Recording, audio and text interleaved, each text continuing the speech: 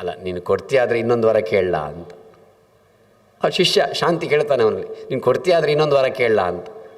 ಏನು ಬೇಕು? ಏನಿಲ್ಲ, ನೀನು ಮಾಡೋದಾದರೆ ನನ್ನ ಗುರುಗಳಿಗೆ ಮಕ್ಕಳಿಲ್ಲ, ಗುರುಗಳಿಗೆ ಒಂದು ಮಕ್ಕಳಾಗುವಂತೆ ನೀನು ಅನುಗ್ರಹ ಮಾಡಬೇಕು. ನೋಡಿ ಅವನು ಕೇಳ್ತಾನೆ, ಅವನು ಅಷ್ಟು ಸಿಟ್ಟಿನ ಇವನಿಗೆ ಗುರುಗಳಿಗೆ ಮಕ್ಕಳಾಗುವಂತೆ ನೀನು ಅನುಗ್ರಹಿಸು ಅಂತ ಕೇಳ್ತಾನೆ. ಜೊತೆಯಲ್ಲಿ ಇನ್ನು ಮಗುವಿನಲ್ಲಿ ಪುನಃ ಮಗು ಹುಟ್ಟಿದ ತಕ್ಷಣ ಹುಟ್ಟಿದೊಂದು ದರಿದ್ರ ಮಗು ಅಂತ ಸಿಟ್ಟು ಮಾಡ್ಕೊಳ್ಬಾರ್ದು. ಮಗುವಿನ ಸಿಟ್ಟು ಬಿಡಬೇಕು, ಅವನು ಶಿಷ್ಯರ ಮೇಲೆ ಸಿಟ್ಟು ಬಿಡಬೇಕು. ತಥಾಚ ಮೈತ್ರೀಂ ತನಯೇ ಸಕರಿಷ್ಯತಿ ಮೇ ಗುರುಹೋ ತಥಾ ಸಮಸ್ತ ಸತ್ತೇಶು. ಅದೇ ರೀತಿ ಪ್ರತಿಯೊಬ್ಬರಲ್ಲೂ ಇವತ್ತು ಎಲ್ಲರೂ ಕೂಡ ವಾಯುದೇವರು ಬೀಸ್ತಾ ಇರೋದು ಹೆದರಿಕೆಯಿಂದ, ಅಗ್ನಿ ಜ್ವಲಿಸ್ತಾ ಇರೋದು ಹೆದರಿಕೆಯಿಂದ. ಯಾಕೆಂದರೆ ಅವನು ಶಾಪ ಕೊಡ್ತಾನೆ ಅಂತ. ಶಾಪ ಕೊಡೋದು ಯಾಕೆ? ಸಿಟ್ಟು ಬಂದು.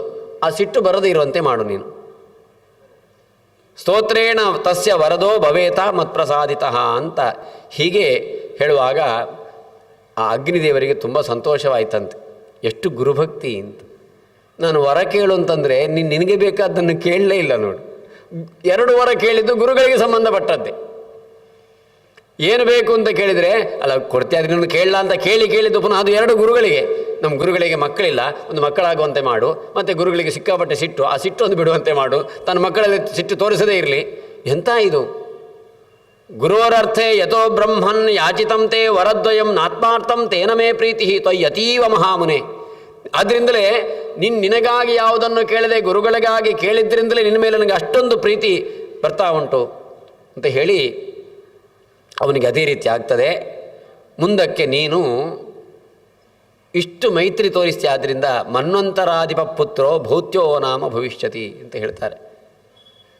ಗುರುಗಳ ಮಗ ಭೂತಿ ಎಂಬಂತಹ ತನ್ನ ಗುರುಗಳು, ಆ ಗುರುಗಳ ಮಗ ಅವನು ಮನ್ವಂತರದ ಅಧಿಪತಿಯಾಗ್ತಾನೆ.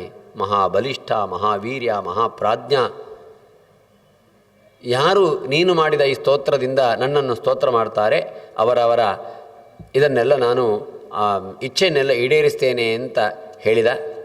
ಹೀಗೆ ಅವನು ನೋಡ್ತಾ ಇರುವಂತೆಯೇ ಅದರ್ಶನನಾದ.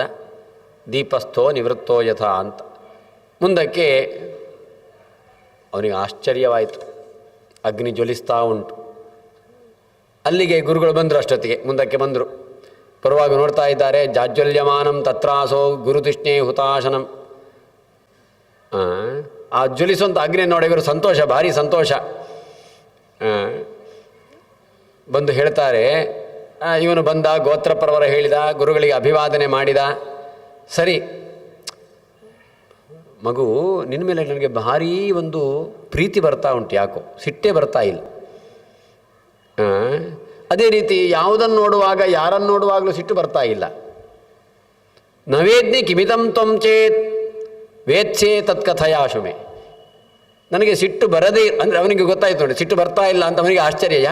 ಅದು ಅವನಿಗೆ ಯಾಕೆಂದರೆ ಬಾಯಿ ತೆರೆದರೆ ಸಿಟ್ಟು, ನೋಡಿದರೆ ಸಿಟ್ಟಲ್ವಾ. ಬಂದಿಲ್ಲ ಅವನಿಗೆ ಆಶ್ಚರ್ಯ, ಯಾಕೆ ನನಗೆ ಸಿಟ್ಟು ಬರ್ತಾ ಇಲ್ಲ ಇವತ್ತು ಅಂತ ಕೇಳ್ತಾನೆ. ನಿನಗೆ ಕಾರಣ ಗೊತ್ತಿದ್ರೆ ನೀನು ಹೇಳು ಅಂತ. ಅದಕ್ಕೆ ಶಾಂತಿ ಹೇಳ್ತಾನೆ, ಹೀಗೀಗ ಆಯಿತು, ಅಗ್ನಿ ನಷ್ಟವಾಯಿತು, ನನ್ನಿಂದ ಅಪರಾಧವಾಯಿತು. ಅದಕ್ಕೋಸ್ಕರ ಅಗ್ನಿಯಲ್ಲಿ ಪ್ರಾರ್ಥನೆ ಮಾಡಿದೆ. ಅಗ್ನಿ ಜ್ವಲಿಸಿದ. ಏನು ಬೇಕು ಅಂತ ಕೇಳಿದ. ಗುರುಗಳ ಸಿಟ್ಟು ಹೋಗಬೇಕು, ಗುರುಗಳಿಗೆ ಮಕ್ಕಳಾಗಬೇಕು ಅಂತ ಕೇಳಿದೆ. ಅಗ್ನಿದೇವರು ಹೀಗೆ ಅನುಗ್ರಹಿಸುವುದನ್ನು ಹೇಳುವಾಗ ಗುರುಗಳಿಗೆ ಸಂತೋಷವಾಯಿತು. ತಚ್ಚುಷ್ವ ಸ ಪರಿಶ್ವಜ್ಯೆ ಸ್ನೇಹಾದ್ರ ನಯನೋ ಗುರು. ಅವರಿಗೆ ಕಣ್ಣಲ್ಲಿ ನೀರು ಬಂತಂತೆ. ನಾನು ಇಷ್ಟು ಬೈದು ಸಿಟ್ಟಲ್ಲಿ ಎಲ್ಲ ಮಾಡಿಕೊಂಡ್ರೂ ಕೂಡ ಶಿಷ್ಯ ನನಗಾಗಿ ಅಗ್ನಿದೇವರನ್ನು ಕಾಣಿಸಿಕೊಂಡು ನನಗಾಗಿ 2 ವರ ಕೇಳಿದ ಅಲ್ಲ ಅಂತ ಅವನನ್ನು ಅಪ್ಪಿಕೊಂಡ್ರಂತೆ. ಸಂತೋಷಪಟ್ಟಿದ್ದಾರೆ ಆ ಭೂತಿ. ಅನಂತರದಲ್ಲಿ ಅವರಿಗೆ ಮಗುವಾಗಿದೆ. ಅವನಿಗೆ ಭೌತ್ಯ ಅಂತ ಹೆಸರಿಟ್ಟಿದ್ದಾರೆ. ಆ ಮನ್ವಂತರದ ಅಧಿಪತಿಯಾದ ಮುಂದಕ್ಕೆ ಅಂತ ಹೇಳಿ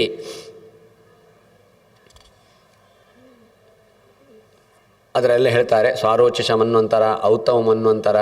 ಸ್ವಾರೋಚಿಷ ಮನ್ವಂತರದ ಶ್ರವಣ ಮಾಡಿದರೆ ಬೇಕಾದ್ದನ್ನು ಪಡ್ಕೊಳ್ಬೋದು. ಔತ್ತಮ ಮನ್ವಂತರದ ಶ್ರವಣದಿಂದ ಧನಪ್ರಾಪ್ತಿ, ತಾಮಸ ಮನ್ವಂತರದಿಂದ ಶ್ರವಣದಿಂದ ಜ್ಞಾನ ಪ್ರಾಪ್ತಿ, ರೈವತ ಮನ್ವಂತರದ ಶ್ರವಣದಿಂದ ಬುದ್ಧಿಪ್ರಾಪ್ತಿ, ಅನಂತರದಲ್ಲಿ ಒಳ್ಳೆಯ ಹೆಣ್ಣಿನ ಪ್ರಾಪ್ತಿ, ಚಾಕ್ಷುಷ ಮನ್ವಂತರದ ಶ್ರವಣದಿಂದ ಆರೋಗ್ಯ ಪ್ರಾಪ್ತಿ, ವೈವಸ್ವತ ಮನ್ವಂತರದ ಶ್ರವಣದಿಂದ ಬಲಪ್ರಾಪ್ತಿ.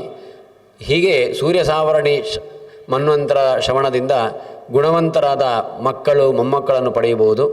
ಅದೇ ರೀತಿ ಬ್ರಹ್ಮಸಾವರಣಿ ಇದರಿಂದ ಮಂಗಲವನ್ನು ನಾವು ಶುದ್ಧವಾದ ಬುದ್ಧಿಯನ್ನು ಪಡ್ಕೊಳ್ಳಬಹುದು. ರುದ್ರ ಸಾವರ್ಣಿಯ ಮನ್ವಂತರದ ಶ್ರವಣದಿಂದ ಜಯಪ್ರಾಪ್ತಿ, ದಕ್ಷ ಸಾವರ್ಣಿ ಮನ್ವಂತರದ ಶ್ರವಣದಿಂದ ಜ್ಞಾತಿಗಳಲ್ಲಿ ಶ್ರೇಷ್ಠತೆ, ಗುಣಪ್ರಾಪ್ತಿ. ಹೀಗೆ ರೌಚ್ಯ ಶ್ರವಣದ ಮನ್ವಂತರದ ಶ್ರವಣದಿಂದ ಶತ್ರುಗಳ ಸಂಹಾರ, ದೇವಪ್ರಸಾದ ಮಾಪ್ನೋತಿ ಭೌತ್ಯ ಮನ್ವಂತರೇಶುತೆ, ಭೌತ್ಯ ಮನ್ವಂತರದ ಶ್ರವಣದಿಂದ ಭಗವತ್ ಪ್ರಸಾದ ನಮ್ಮ ಪಾಲಿಗೆ ಆಗ್ತದೆ ಅಂತ ಹೀಗೆ ಎಲ್ಲ ಮನ್ವಂತರಗಳನ್ನು ಹೇಳಿ ಅದರ ಫಲಸ್ತುತಿಯನ್ನು ಕೂಡ ಹೇಳಿ ಮಾರ್ಕಂಡೇಯರು ವಿವರಿಸ್ತಾ ಇದ್ದಾರೆ. ಕ್ರೌಷ್ಟಿಗಳು ಕೇಳ್ತಾ ಇದ್ದಾರೆ. ವಿಶೇಷವಾಗಿ ಮನ್ವಂತರಗಳ ಸ್ಥಿತಿಗಳನ್ನು ಹೇಳಿದ್ದೀರಿ, ವಿಸ್ತೃತವಾಗಿ ಎಲ್ಲ ಹೇಳಿದ್ದೀರಿ. ಬ್ರಹ್ಮಾದ್ಯ ಮಖಿಲಂ ವಂಶಂ ಭೂಭುಜಾಂ ದ್ವಿಜಸತ್ತಮ ಶೋತುಂ ಮಮೇಚ್ಛತ ಸಮ್ಯಕ್ ಭಗವನ್ ಪ್ರಬ್ರವೀಹಿ ಇಮೆ ಅಂತ. ಹೀಗೆ ಸೃಷ್ಟಿಯಲ್ಲಿ ಅನೇಕ ಮಂದಿ ರಾಜರುಗಳೆಲ್ಲ ಬಂದು ಹೋಗಿದ್ದಾರೆ. ಆ ರಾಜರುಗಳ ಚರಿತ್ರೆಯನ್ನು ಹೇಳಬೇಕು ಅಂತ, ಎಲ್ಲಿಂದ ಹೇಗೆ ಆರಂಭ ಆಯಿತು ಎಂಬುದನ್ನು ಹೇಳಬೇಕು ಅಂತ ಕೇಳಿದವಾಗ ಮಾರ್ಕಂಡೇಯರು ಕ್ರೌಷ್ಟಿಕಿ ಎಂಬಂತಹ ಮುನಿಗಳಿಗೆ ಹೇಳ್ತಾ ಇದ್ದಾರೆ. ನೋಡಪ್ಪ,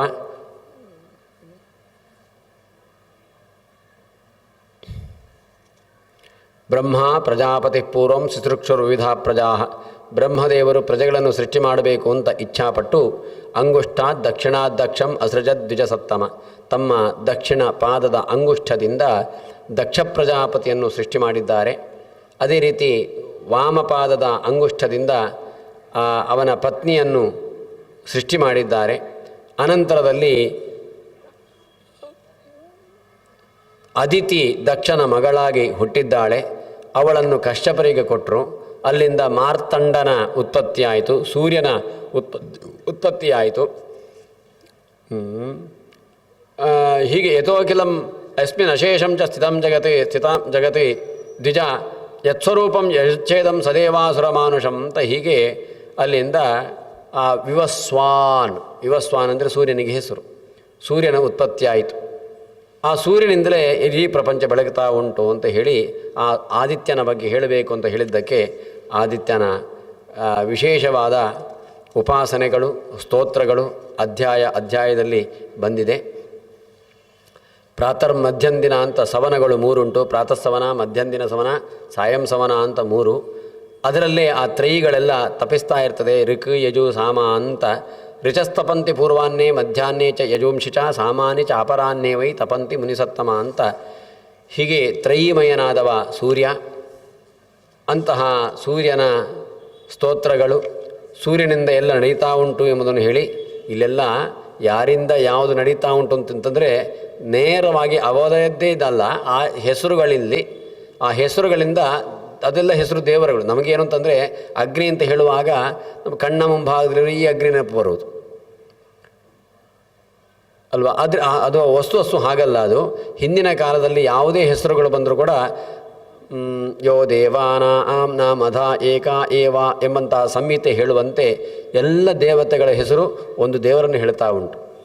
ಅದರಿಂದಾಗಿ ಅವನನ್ನು ಯಾವ ಶಬ್ದದಿಂದ ಕರೆದರೂ ಅದು ದೇವರ ಹೆಸರು. ಅದು ಪ್ರತಿಯೊಂದು ಶಬ್ದಗಳು ಹೀಗೆ. ಈ ದೃಷ್ಟಿಯಲ್ಲಿ ಸೂರ್ಯ ಅಂತ ಕರೆಯಿರಿ, ಆದಿತ್ಯ ಅಂತ ಕರೆಯಿರಿ, ಇಂದ್ರ ಅಂತ ಕರೆಯಿರಿ, ಚಂದ್ರ ಅಂತ ಕರೆಯಿರಿ, ಅದು ಭಗವಂತನ ಒಂದೊಂದು ಹೆಸರುಗಳು.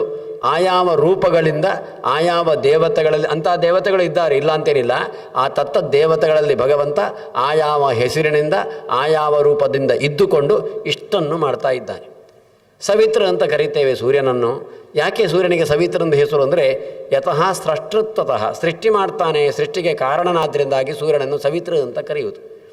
ಸೂರ್ಯೋದಯ ಆಗಿಲ್ಲ ಅಂತಿಟ್ಟುಕೊಳ್ಳಿ, ಸೂರ್ಯ ಬಂದಿಲ್ಲ ಅಂತಿಟ್ಟುಕೊಳ್ಳಿ, ಒಂದು ಸಸ್ಯ ಬೆಳಿಲಿಕ್ಕುಂಟ, ಒಂದು ಗಿಡಗಳು, ಒಂದು ಬೆಳೆಗಳು, ಹೂವಾಗಲಿ ಹಣ್ಣುಗಳಾಗಲಿ, ಬೇಡ ಬಾವಿ ನೀರೇ ಆಗಲಿ ಸ್ವಚ್ಛ ಇರ್ತದ. ಸೂರ್ಯ ಬಂದಿಲ್ಲ ಅಂತಂದು ನಮ್ಗೆ ಗೊತ್ತುಂಟು. ಒಂದು ವೇಳೆ ಮಗು ಹುಟ್ಟಿತಂತಾದರೆ, ಮೋಡ ಉಂಟು ಅಂತಿದ್ದರೆ, ಸೂರ್ಯನ ಕಿರಣ ಬಿದ್ದಿಲ್ಲ ಅಂತಾದರೆ ನಾವು ಕೊಂಡು ಹೋಗಿ ಡಾಕ್ಟ್ರು ಹೇಳಿದರು ಅಂತ ಒಂದು ಪೆಟ್ಟಿಗೆ ಒಳಗಡೆ ಇಡ್ತೇವೆ, ಶಾಖೆ ಕೊಡ್ತೇವೆ ಅದಕ್ಕೆ. ಹಾಗಿದ್ರೆ ಸೂರ್ಯನ ಶಾಖೆಯಿಂದಲೇ ನಮ್ಮೆಲ್ಲರ ಬೆಳವಣಿಗೆಗಳು. ಎಲ್ಲಿಗೆ ಸೂರ್ಯನ ಕಿರಣಗಳು ಬೀಳುವುದಿಲ್ಲ, ಸೂರ್ಯನ ಬಿಸಿಲು ಬೀಳುವುದಿಲ್ಲ, ಅಲ್ಲಿ ನೈಜವಾದ ಚೈತನ್ಯವೆಂಬುದು ಇರುವುದಿಲ್ಲ. ಆದ್ದರಿಂದಾಗಿ ಎಲ್ಲರ ಸೃಷ್ಟಿಗೆ ಎಚ್ಚರಿಕೆಗೆ ಕಾರಣೀ ಸ್ಥಾನದಲ್ಲಿ ಸೂರ್ಯನಿದ್ದಾನೆ. ಆದ್ದರಿಂದ ಶೂನ್ಯ ಪ್ರಾಣಿ ಗರ್ಭ ವಿಮೋಚನೆ, ಆದ್ದರಿಂದ ಎಲ್ಲರ ಸೃಷ್ಟಿಗೆ ಕಾರಣನಾಗಿದ್ದಾನೆ. ಆದ್ದರಿಂದ ಸವಿತ್ರ ಅಂತ ಕರೆಯುವುದು. ಆದರೆ ಸೂರ್ಯಮಂಡಲ, ನಾವು ಹೇಳೋದು ಸೂರ್ಯ ಅಂತಂದರೆ ಸೂರ್ಯಮಂಡಲ. ಅದು ಸೂರ್ಯಮಂಡಲದಲ್ಲಿ ಸೂರ್ಯ ಎಂಬಂತಹ ಒಬ್ಬ ದೇವತೆ, ಅವನ ಒಳಗಡೆ ಸೂರ್ಯ ನಾರಾಯಣ. ಹೀಗೆ ಪ್ರತಿಯೊಂದು ಕಡೆಗಳಲ್ಲೂ ಕೂಡ ತತ್ತತ್ ವಸ್ತುಗಳಲ್ಲಿ ತತ್ತತ್ತು ಹೆಸರುಗಳಿಂದ ಭಗವಂತ ಅಲ್ಲಲ್ಲಿ ಇದ್ದುಕೊಂಡು ಇಂತಹ ವಿಶಿಷ್ಟವಾದಂತಹ ವ್ಯಾಪಾರಗಳನ್ನು ಭಗವಂತ ಮಾಡ್ತಾ ಇದ್ದಾನೆ. ಅಂತಹ ಪರಮಾತ್ಮನನ್ನು ನಾವು ಧ್ಯಾನ ಮಾಡಬೇಕು. ಹೀಗೆ ಇಂತಹ ಸೂರ್ಯನ ಸ್ತುತಿಗಳೆಲ್ಲ ಬಂದಿದೆ.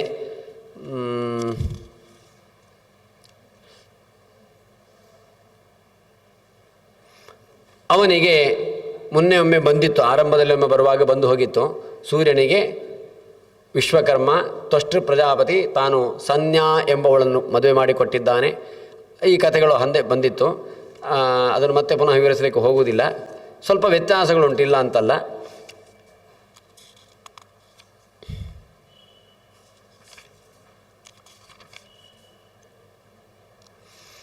ಅನಂತರದಲ್ಲಿ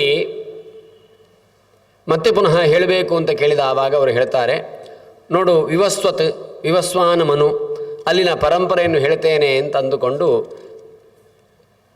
ವಿವಸ್ವತೋ ಯಚ್ಚಕಾರ ಪೂರ್ವಮಾರಾಧಿತೋ ಜನೈ ವಮಸ್ಯ ಪುತ್ರೋ ವಿಖ್ಯಾತೋ ರಾಜ್ಯವರ್ಧನ. ಅನೇಕ ಮಂದಿ ಭೂಮಿಯನ್ನು ಆಳಿದಂತಹ ರಾಜರುಗಳೆಲ್ಲ ಇದ್ದಾರೆ.